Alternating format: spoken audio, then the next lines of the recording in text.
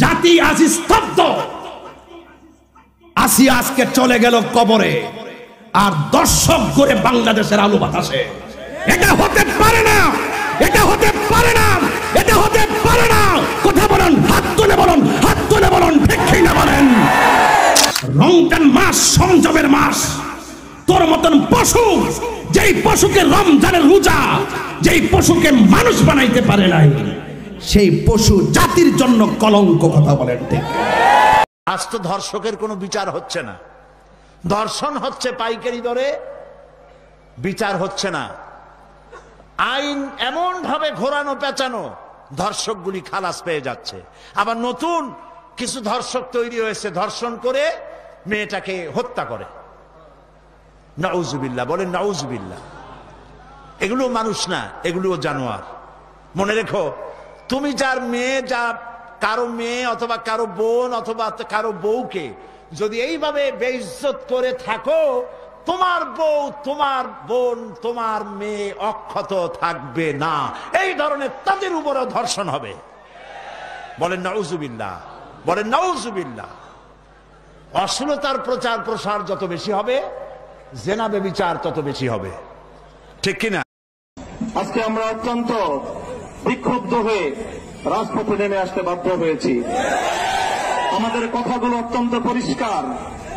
আমরা ধর্ষণ এবং জেনা ব্যভিচারের জন্য সর্বোচ্চ শাস্তি প্রকাশ্যে প্রয়োগের দাবি জানাই। সরকার ইতিমধ্যে আংশিক দাবি পূরণের পরিবেশ নিশ্চিত করবার পদক্ষেপ নিয়েছেন। আমাদের দাবি পরিষ্কার, সেই শাস্তি জনসম্মুখে প্রকাশ্যে প্রয়োগের ব্যবস্থা করতে হবে। যেন একটা ধর্ষণের শাস্তি, একটা ব্যভিচারের শাস্তি দেখবার পর সমস্ত লম্পটদের বুকের মধ্যে ভয়ের কম্পন তৈরি হয়ে যায়। আমাদের স্পষ্ট আরেক দাবি হল, শুধুমাত্র ধর্ষণের কঠোর শাস্তির মাধ্যমে ধর্ষণ এবং ব্যভিচার বন্ধ করা যাবে না। এর যে উৎসমুখগুলো রয়েছে, সেই উৎসমুখগুলো বন্ধ করতে হবে। নারীকে অশ্লীলভাবে উপস্থাপন করবার সমস্ত পদক্ষেপ বন্ধ করতে হবে।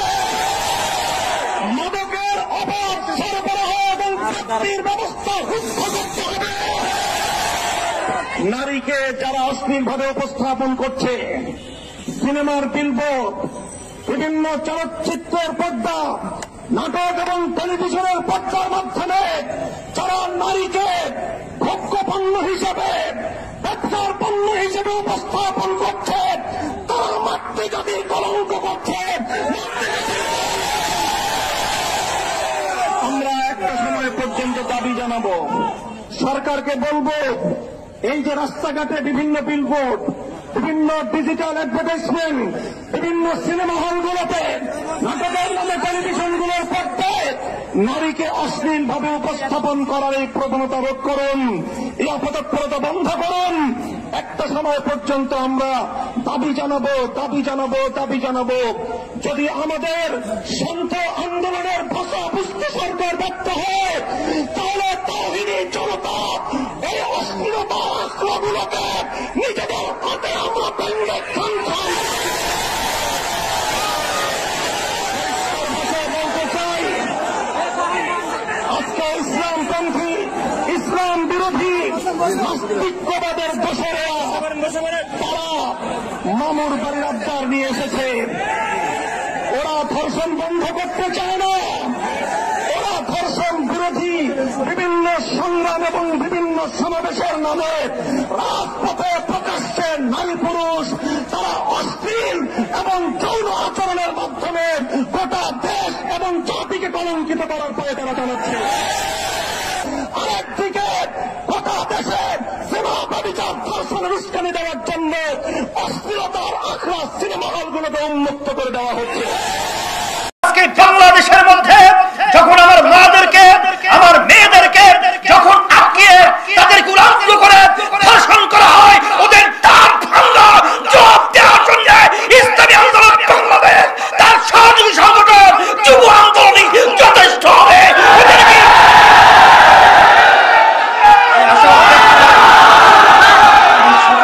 আহ্বান জানিয়ে আজকে আমার আলোচনা শেষ করছি।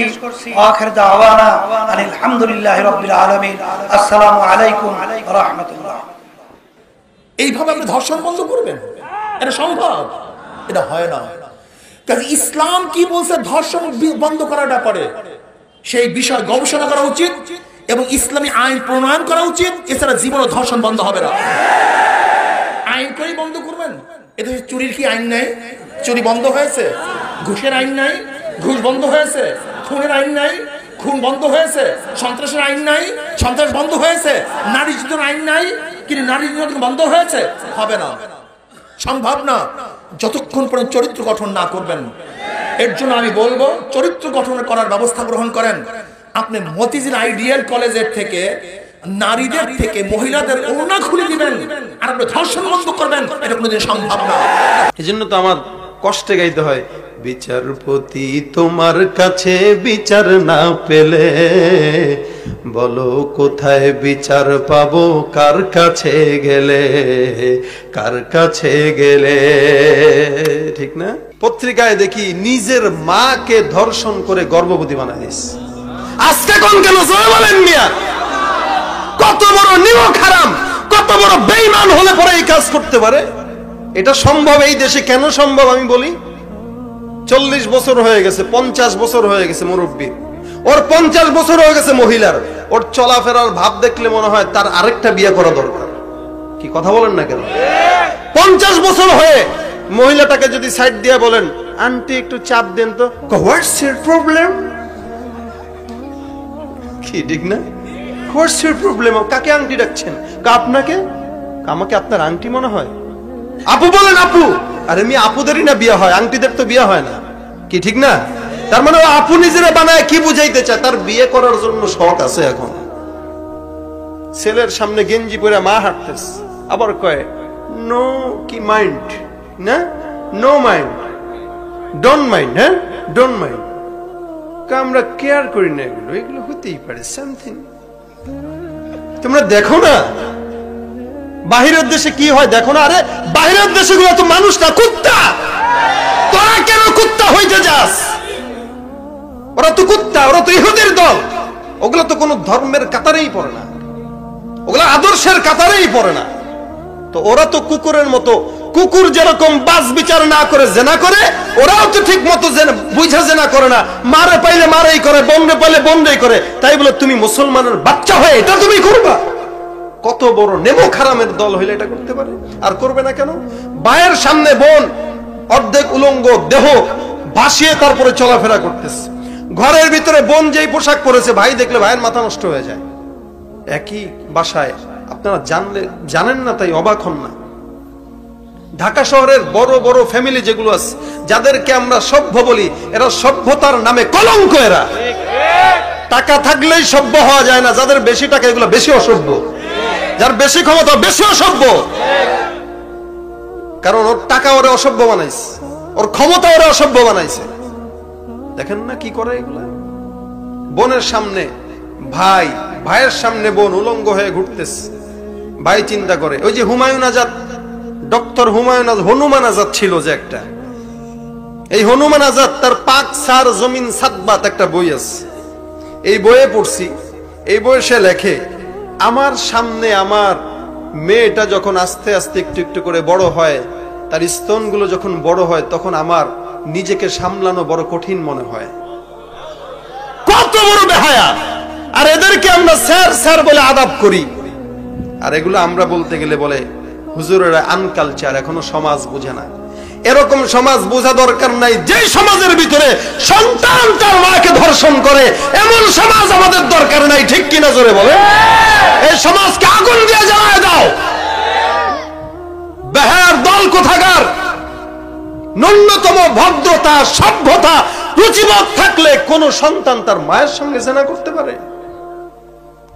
কালকেও তো ইউটিউবে দেখলাম, সন্তানকে মেয়ে সাপ্লাই দিছে বাবা হোটেলে। এটা কারো কি চোখে পড়েছে? সন্তানকে মেয়ে সাপ্লাই দিয়েছে হোটেলে, সাপ্লাই দিয়া সন্তানের নামে মামলা করছে। সন্তান হোটেলে যায়, সন্তানকে বাবায় ফোনে ফোনে মেয়ে সাপ্লাই দেয়, বাবা সন্তানকে মেয়ে সাপ্লাই দেয়। কোন দেশে বসবাস করতেছেন? এই দেশে আর বলার কি আছে? আমরা আবদার জানাই, এই সমস্ত জিনিস বন্ধ করেন এখনো পর্যন্ত, না হয় আল্লাহর গজব বেশি দিন বাকি নাই। আল্লাহর গজব আসতে বেশি বাকি নাই। যখন মুসলমানের দিলে ভয় থাকবে তখন মুসলমান এগুলা করতে পারবে না। এখন তো ভয় নাই, তার কারণেই করতেছে। ফাসনা মা শিতা। যখন তোমার লজ্জা থাকবে না, যখন ঈমান থাকবে না, তখন তোমার যা মন চাবে তুমি তাই করতে পারবা। কথা বলেন না? আল্লাহ পাক এই নোংরা সমাজ থেকে আমাদেরকে হেফাজত করুক, বলেন আমিন। আর এই দেশে কত আকাম কুকাম ঘটে।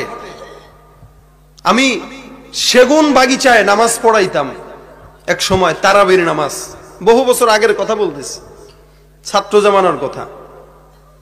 আমি যেই বিল্ডিং এ নামাজ পড়াইতাম ওই বিল্ডিং এর দারোয়ান, বাস্তব কথা বলতেছি, দারোয়ান আমাকে বলতেছে, মুরব্বী ছিল তো নানা বলতাম, রমজান মাসে রাত্রিবেলা হইলেই ধনির দুলালিরা গাড়ি নিয়ে বের হয়ে যাইতো, স্বামী যাইতো আরেক বেডির লগে, বেডি যাইতো আরেক বেডার লগে, ভাগ ভাগ হয়ে যাইতো। কই যাইতেছে? কয় এখন ক্লাবে যাবে, স্বামী এক মেয়ের মহিলার সঙ্গে, মহিলা আরেক স্বামীর সাথে যাইতেছে।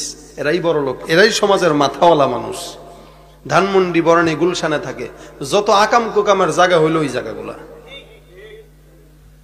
এজন্যই কয়দিন পরে দেখেন না আগুন ধরে, কয়দিন পরে ওই বোমা ফুটে, এই করে সেই করে। কেন? এটা তো আল্লাহর গজব। এগুলা এই অবস্থা হলো সমাজের পরিস্থিতির, এই অবস্থা।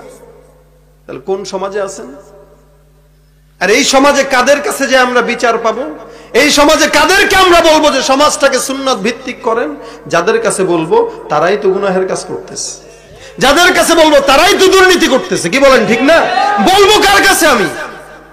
এজন্য তো আমার কষ্টে গাইতে হয়, বিচারপতি তোমার কাছে বিচার না পেলে বলো কোথায় বিচার পাবো, কার কাছে গেলে, কার কাছে গেলে। ঠিক না? আমরা আল্লাহর কাছে বিচার দিতে পারবো, কারণ আমাদের বিচারের জায়গা একটাই। আরে কথা বলেন না কেন? বিচারের জায়গা কয়টাই? একটাই, একটাই বিচারের জায়গা। আমরা আল্লাহর কাছে বিচার দেব। দুনিয়ার জমিনে তোমরা পাওয়ার দেখাও, আমাদের পাওয়ার চলবে আখিরাতের ময়দানে। ঠিক কিনা? ওই দিন দেখা যাবে পাওয়ার কার কতটুকু বেশি আছে, ইনশাআল্লাহ।